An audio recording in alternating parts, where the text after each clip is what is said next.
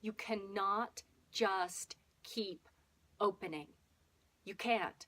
You can't just keep opening and opening and opening and opening and not give attention to the other aspects of this work, the other side of the coin. You simply cannot. You can't just keep doing medicine journey after medicine journey, ceremony after ceremony, and not actually pay attention to your grounding. You can't just keep opening to spirit and opening to spirit, doing practices that lift the energy, lift the energy, lift the energy, because you will be ungrounded.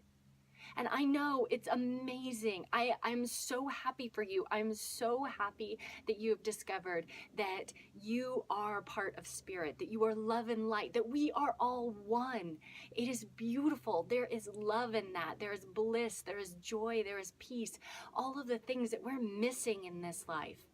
And we want to grab a hold of that and hold on to it with all of our might and just stay in that place, stay in that bliss, stay in that love, stay in that light, stay in that open channeled space all of the time.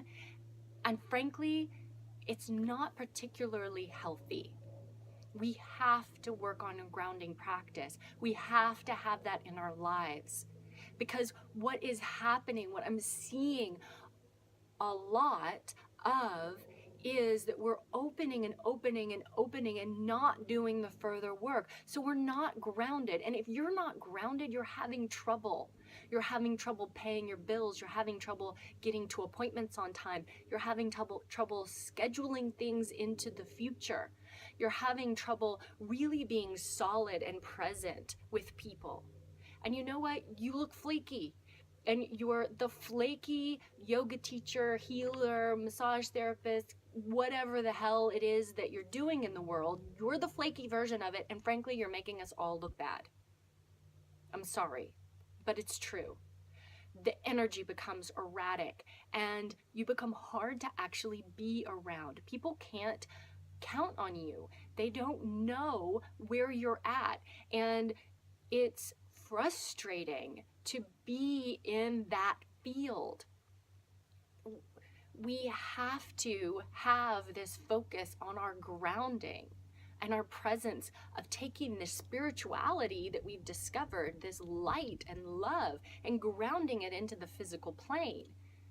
We have to work on those things. We have to work on our own sovereignty, our own inner knowing, inner guidance, our intuition, our connection to our highest self, so that we're really solid and we know that when we are communicating with other beings and other energies, we can trust ourselves to know and have discernment about who it is that we're communicating with, who it is maybe we're inviting into our open system, and who we're not.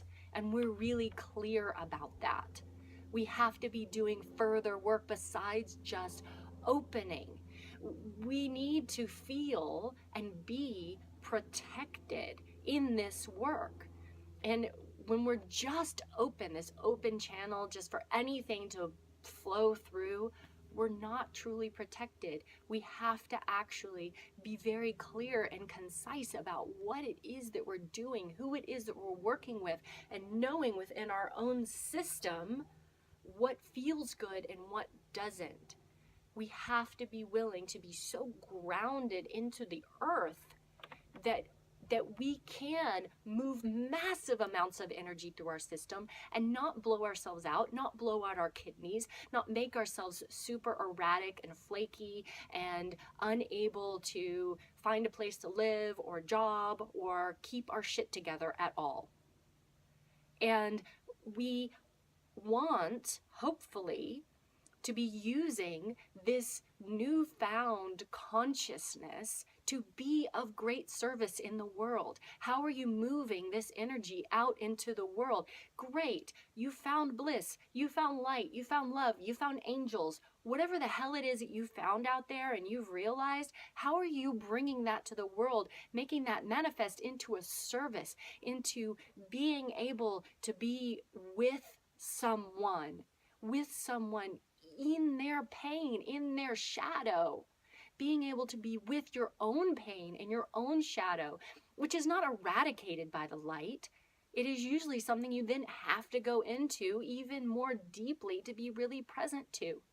And if you grew up in a situation where you didn't have trust, you didn't feel safe, maybe you had sexual trauma, all of these things that shut down our lower energy centers, and if you haven't dealt with that, being grounded is really difficult. It actually takes work. It takes healing those traumas. It takes healing those experiences in our lives. And we have to be willing to do that, or we end up so high that we're not being our full service to the world. I just invite you to ask, why are you opening? Why are you opening? What's the point? What's the point of finding out all of these spiritual truths if you can't bring them into your life and then bring them into the world so that more people can actually enjoy spiritual truth, so that more people actually evolve and gain higher levels of consciousness? Or are you just spiritually masturbating and using these medicines and practices that open just to get into a space that keeps you from actually feeling what's happening inside your body, to keep you from actually feeling what's happening inside your life and in the lives of all the people that are around, and the things that need to be shifted and changed, worked on, and healed on a really deep level? Please, if you are having experiences that are beyond your control, that you cannot figure out how to deal with them, these spiritual experiences, seek some help, get some guidance from those that have been there before, and look for someone to help you work on the other aspects that need to be worked on: grounding, cleansing, protection, your sovereignty. Because we have access to an enormous amount of spiritual power, an enormous amount of energy we are able to cultivate and move through our systems. People are coming online very quickly, and we have access to many medicines and many modalities, many practices that are opening us up big, big, big. And that's beautiful. It's vital. It's so important that we have these things. But the other side is just as important. Don't neglect this other side of the work. And through that other side of the work, you will find yourself much more able to handle everyday life, to handle being of huge service in the world.